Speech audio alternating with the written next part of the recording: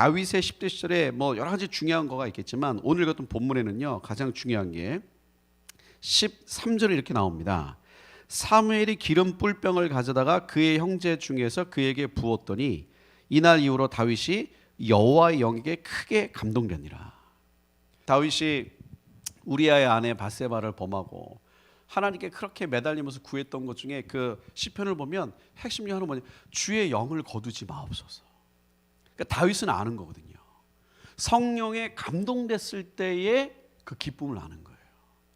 그리고 성령이 내 안에 오셨던, 그러니까 성령이 내게 임하신다는 게 뭔지 다윗은 알고 그렇게 살았던 거예요.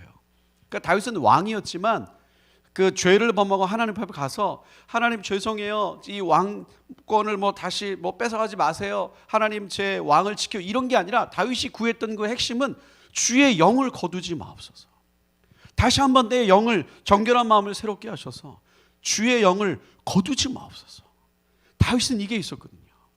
사실 어린 시절에 10대 시절에 우리 뭐 세례요한부터 시작해서 우리가 그동안에 지금 오늘 이제 5주짜 우리 쭉 이제 10대 시리즈를 보고 있지만 사실 우리 중학교 고등학교 때 인생의 정말 이 중요한 시기 아닙니까? 이때 성령의 충만함을 입을 수 있다면, 성령을 충만하게 받을 수 있다면 그 인생은 절대로 어둡지 않습니다.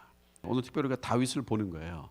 근데 다윗이 가지고 있었던 여러 가지 그 위대한 일 중에 오늘은 제가 이제 두 가지를 좀 나누고 싶습니다.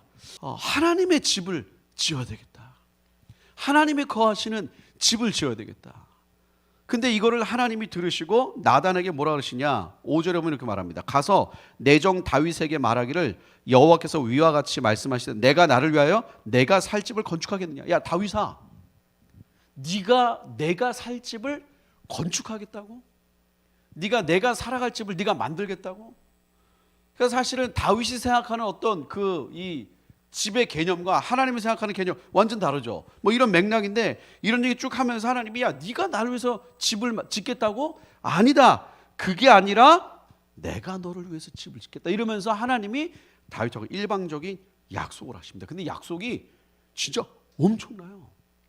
사무엘하 7장에 이렇게 말합니다. 7장 11절 이렇게 말합니다. 여호와가 또 내게 이르노니 여호와가 너를 위하여 집을 짓고, 여호와께서 너를 위하여 집을 짓고, 그러니까 네가 나를 위해 집을 짓겠다고? 내가 집을 짓겠다.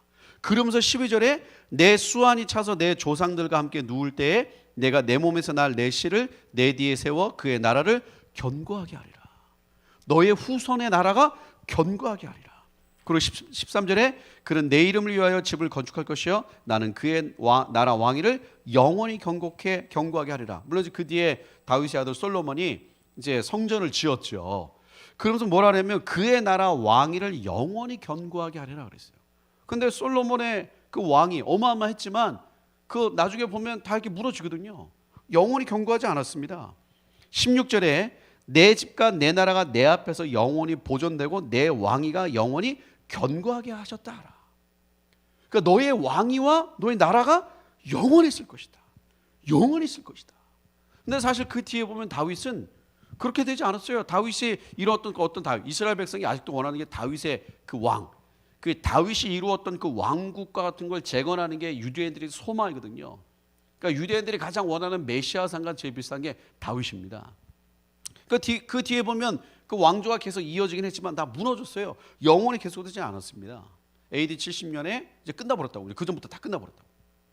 그럼 이게 영원하리라, 내 왕위가 영원히 견고하게 하셨다 하리라. 그 영원히 견고하지 않잖아요.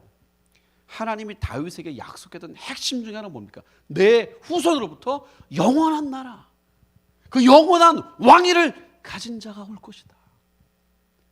메시아 예수 그리스도 올 것이다. 하나님이, 그러니까 다윗이 하나님, 제가 하나님 위해서 집을 지어줄게요. 하나님 위해서 집을 짓고 싶어요. 그때 하나님이 야, 네가 나를 위해서 집을 짓는다고? 아니다. 내가 너를 위해서 집을 지을 거야. 근데 내가 너를 위해서 짓는 이 집은 영원한 나라, 무너지지 않는 영원한 왕위를 가진 하나님의 나라다. 그 하나님의 역사. 어떤 면에서는 지금의 10대들이 다윗보다 엄청난 기회가 있는 거예요.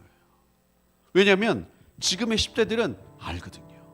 하나님의 역사를 아는 거예요. 그러니까 다윗의 가장 위대했던 그 다윗이 어린 시절부터 가장 위대했던 게 뭐냐면 하나님이 이루어가는 그 하나님의 나라, 그 하나님의 역사의 중심으로 다윗은 부름받았어요. 다윗이 위대했다. 그러니까 위대했죠. 위대했는데 정말 다윗의 위대한 것 중에 하나 뭐냐면요, 하나님이 그를 부르셨다. 그렇게 쓰기로 부름받았던 거예요. 우리 10대의 나이 때 우리 청소년들이 진짜 하나님 앞에 이 하나님이 이끌어 가시는 이 하나님의 역사, 이 거대한 하나님의 나라의 그 어떤 그 하나님이 일으켜 가시는 그 역사의 한 부분에 내가 쓰임 받는 것으로 부름받는 거, 이것만큼 위대한 인생이 없는데 지금에 있는 우리 10대들은 다 기회가 있는 거예요. 어떤 면에서는. 왜? 알잖아. 이제 창세기부터 요한계시록까지 하나님이 이 세상을 어떻게 이끌어 가시는지를 다 말씀하셨어요. 하나님이 이루어 가시는 일에 우리가 동참하는 거예요. 하나님 우리를 동참시키시는 거지, 내가 사는 인생에 하나님 오셔가지고 뭐 손 붙잡고 가다가 뭐 도와주시고, 물론 하나님 우리를 도와주시고 보호하시고 가르쳐주시고 이끌어 가시지만 그게 아니에요. 청소년 여러분 나이 때부터 구하셔야 됩니다.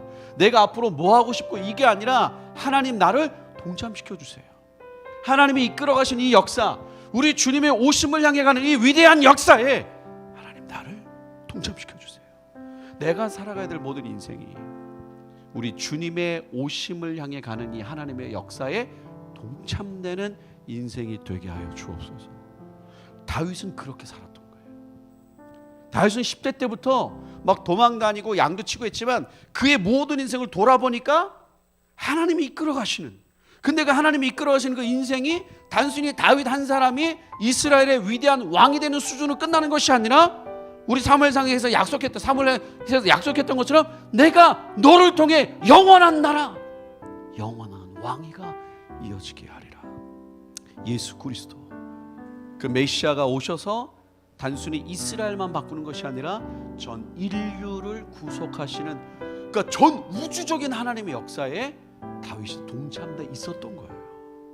하나님이 그렇게 다윗을 쓰신 거예요. 그렇게 부르신 거예요. 이때부터, 그러니까 청소년들이 지금부터 그렇게 하나님께 구해야 되고 하나님께 나아가야 됩니다.